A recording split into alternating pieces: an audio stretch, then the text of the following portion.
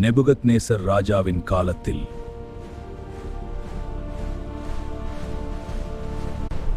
இஸ்ரவேல் தேசம் பாபிலோனின் கட்டுப்பாட்டிற்குள் வந்தது.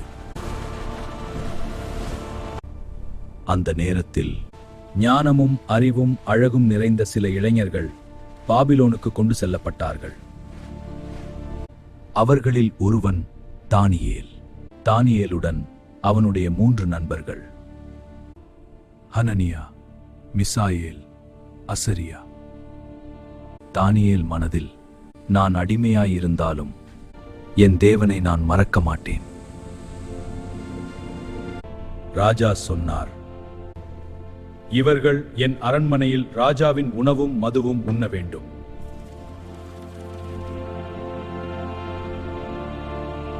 ஆனால் அந்த உணவு தேவனுக்கு ஏற்றதல்ல என்று தானியேல் அறிந்தான்.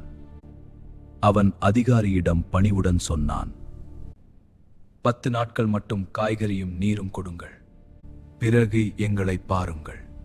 10 நாட்கள் கடந்த பின்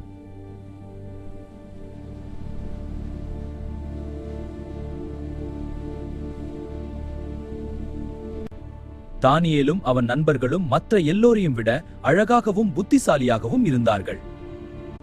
தேவனை மதிப்பவர் எந்த சூழ்நிலையிலும் வெட்கப்பட மாட்டார். ஒரு இரவு நெபுகத்நேசர் ராஜாவுக்கு ஒரு பயங்கர கனவு வந்தது. ஆனால் அந்த கனவு என்னவென்று யாருக்கும் சொல்லவில்லை. ராஜா கோபமாக, என் கனவையும் அதன் அர்த்தத்தையும் சொல்ல முடியாவிட்டால் உங்கள் எல்லோருக்கும் மரண தண்டனை வழங்கப்படும். ஞானிகளுக்கு பதில் தெரியவில்லை. அப்போது தானியேல் தேவனை நாடினான். கர்த்தாவே, நீரே ஞானத்தின் மூலமே இந்த கனவை வெளிப்படுத்தும்.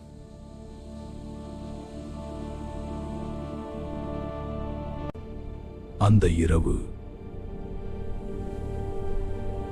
தேவன் கனவின் அர்த்தத்தை தானியேலுக்கு வெளிப்படுத்தினார்.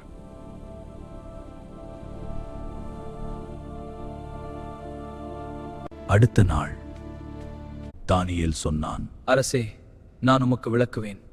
என் தேவன் இந்த இரகசியத்தை எனக்கு வெளிப்படுத்தினார். ராஜாவே, கனவின் அர்த்தம் எந்த மனிதனாலும் அல்ல, பரலோக தேவனால் வெளிப்பட்டது. ராஜா வியந்தான்.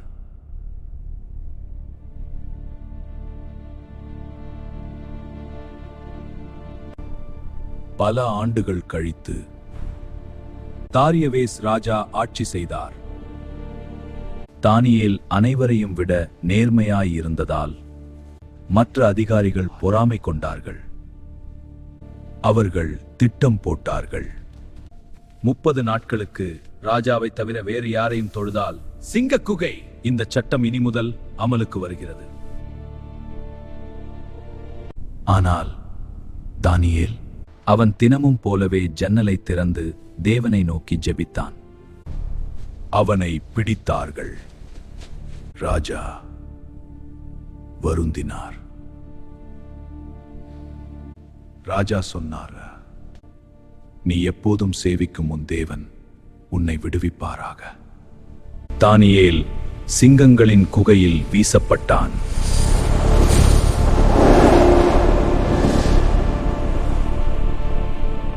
அந்த இரவு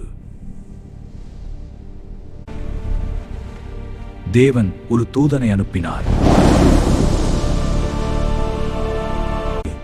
சிங்கங்கள் வாய் திறக்கவில்லை.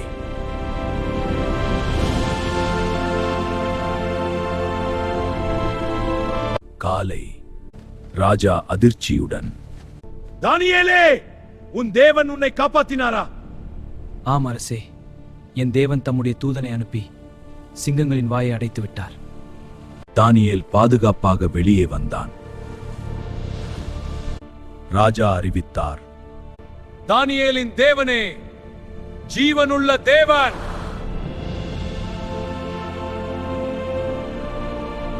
அவர் ராஜ்யம் என்றும் நிலைக்கும்.